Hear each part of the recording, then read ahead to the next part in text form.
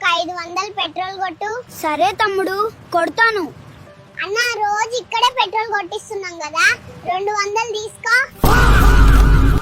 Sorry అన్న, మా ఆవిడికి టమాటోల మార్కెట్ లో బేరాలాడి ఇక్కడ పెట్రోల్ బంక్ లో కూడా డిస్కౌంట్ అడుగుతుంది. ఎంతో మంది ముందు పెట్రోల్ బంక్ లో నా పరువు తీసేసి నవ్వుతారు కదా, అసలు నా మీద మీకు ప్రేమే లేదు.